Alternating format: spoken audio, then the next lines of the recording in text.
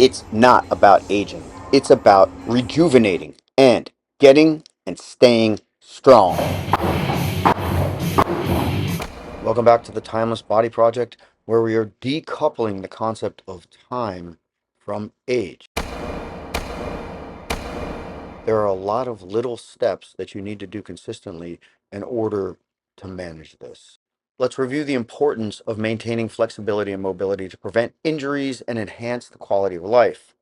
Flexibility is key to a pain-free body, especially if you have a degenerative condition or are recovering from an injury. The most important element of flexibility is spinal. You need an aligned, straight, and flexible spine if you want to age well physically. This video will feature a few stretching routines, but primarily I'm going to share a story told to me by Grandmaster Wang Ji and how what he taught me rehabilitated my chronic inflammation. I'll put a link in the video description below for some of his information. But basically, Dr. Ji was born in 1936 in Burma, and in the early 1960s, Wang Ji formally began teaching Burmese Bando at an American university in Washington, D.C. In 1966, Dr. Ji established the American Bando Association, the ABA, and Dr. Ji is a scholar, a doctorate in international law, psycholinguistics, and communications. Dr. Ji was also a professor at Ohio University in Athens, Ohio. He's been around for a while, and he's got some cred. Because what his Wikipedia profile doesn't say about him is he was also the senior grandmaster of the Naka karate system and served as a frontline medic in World War II. So the story starts with his country, Burma. It was being invaded by the Japanese. He was demonstrating in a seminar how the kukri knife was designed to be drawn from the sheath and in one swipe fit between the helmet and shoulders of a Japanese soldier, decapitating him.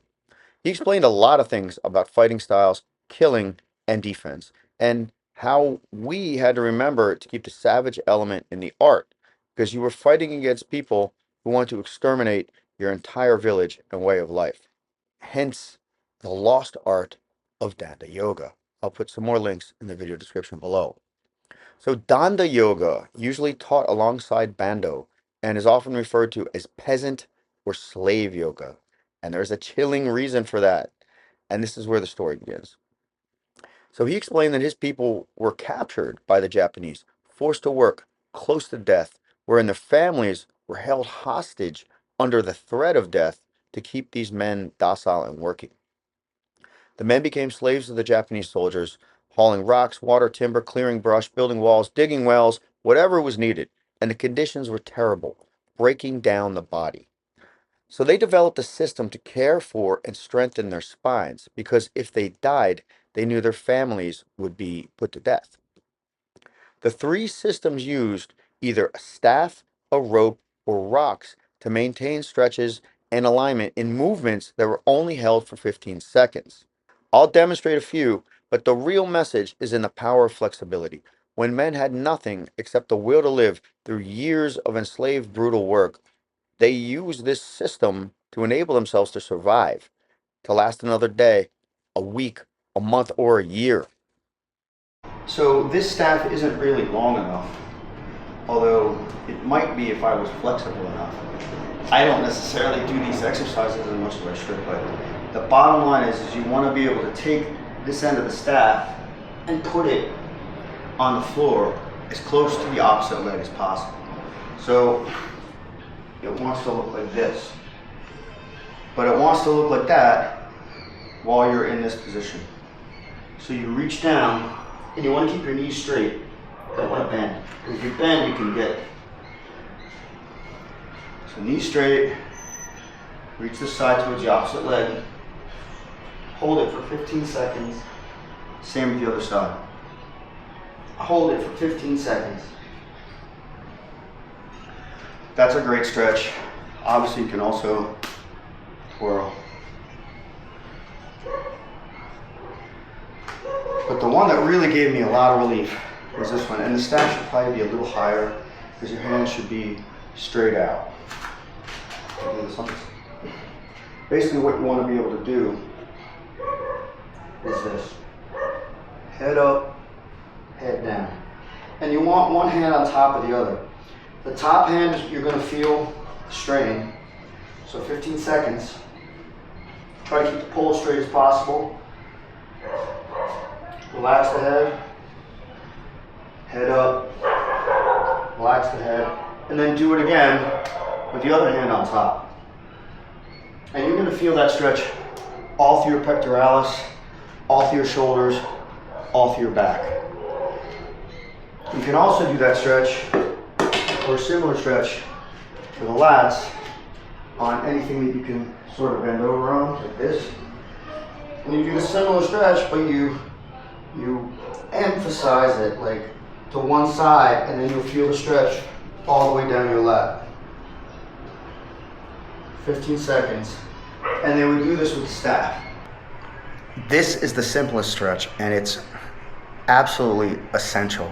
And it's great because you can kind of like relax, let your back flatten out, and read a book while you're doing it. The trick is to get your seat right on the wall, like you're sitting on the wall, and you kind of want to be just like an L. And then I'll sit like this for 10, 15 minutes and just read. There's a variation on this. I won't show it to you because it's going to look a little weird if I do it, but you can check out my guest model doing the same exercise. Basically what you're going to do is make a V with your legs, but you don't want to watch me doing that. So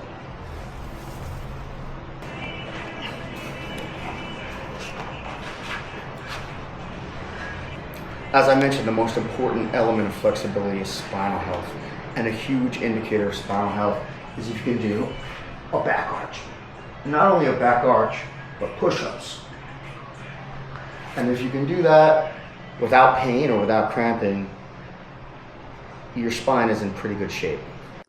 My own story was extreme inflammation in my shoulder, to the point where I couldn't lift my arm above my head, like it would start to shake. The pain and weakness was so profound, I just couldn't do it.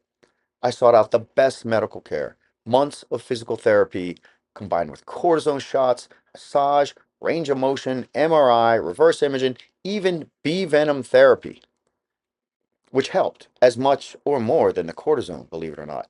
Everything short of surgery, and I eventually went for a surgical consult. The top doc, best insurance, the guy the Philadelphia Eagles use when they get scoped. He tells me more PT, very rigorous. Eventually says, look, we can go in, clean it up a little bit, see what happens. Didn't sound very confident. He's like, maybe a 60% chance of relief. So I talked to Grandmaster Nackard, and he asked me, look, is there anything torn, ripped, or broken? I said, no, I've had all the tests. It's a combination of bursitis, inflammation. He showed me one of the Donda movements to use. He said, do it twice a day, every day, because if you show the body where to heal, the body will heal itself. Well, it took 18 months, but it worked. So the range of motion exercise that Grandmaster Nackard showed me that came from one of the Donda yoga sets was very simple. Take a staff, or a rope even, a piece of cloth, and you determine how far your reach is. Like, so you want the longest staff you can. And you want to do this motion. You do this forward 10 times and then backwards 10 times. And I did this probably 2 or 3 times a day for over a year before really rehab my shoulder. And that's it. Mobility and flexibility, all a part of maintenance, and you can do it even when recovering from injury. Stretch a little bit every day, even if it's just toe touches. Like this routine I saw Steve Young doing towards the end of his career on the sidelines during an NFL game. This is also a strengthening exercise. This is the one I saw Steve Young doing on the sidelines. I think he was like rapping with Jerry Rice or something, and he's just doing this.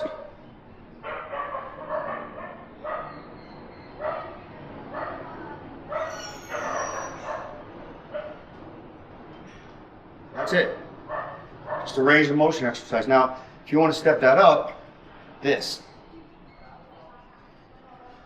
And this is not only going to stretch the lat, but strengthen it.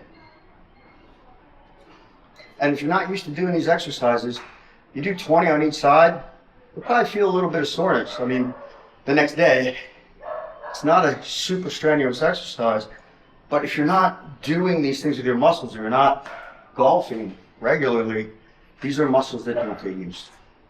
Stretching can be incredibly simple. In another episode of this Timeless Body Project, I showed you the gathering clouds, opening up the back, and then opening up the chest. We'll talk more about mobility when we get into karate for Ageless Body, Timeless Mind. Not so much karate, but martial arts. Thank you. Ageless Body, Timeless Mind is a lot of little things done consistently, but primarily it's a mental reprogramming, wherein you decouple your concept of time versus age. Time is not age, and I speak more about this in other videos. I urge you to check them out. But as a bonus, check out this recipe meal, which is one of my go-tos. Talk about another recipe today, and again, it's all whole foods, right? Chicken. For your protein, we also use fish. This is your aromatics, your onion, your ginger, garlic. The carrots are our carbs, as well as the okra and the chili leaves. The okra, because we soaked it in baking soda, and then it was yesterday, so that's why it turns like that color, like a dirt. Yeah, It's not dirt. we clean all the veggies in a baking soda solution. So this is chili powder, and the magic ingredient is the coconut milk. Curry This powder. is totally derived from a fresh Neal coconut. The guy like grinds it down right in front of your eyes. So this will be a coconut chicken curry tonight, and eggplant, of course. Curry powder. Yes, it's wonderful. This is one of the finest dishes. Really good macros, great protein, great fats, very few low glycemic index carbs. And of course, we'll hit it with a touch of extra virgin coconut oil. We don't use a lot of oil. We use a chicken broth that we made ourselves to help cook down the aromatics.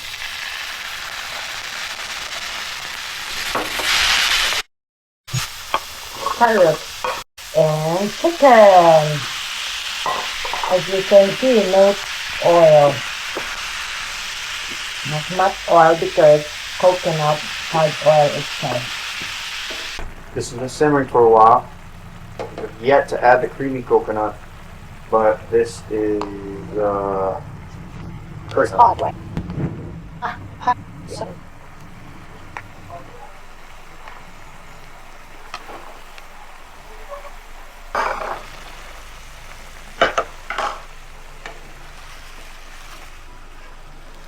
straight out of the coconut, baby. This is not sweetened.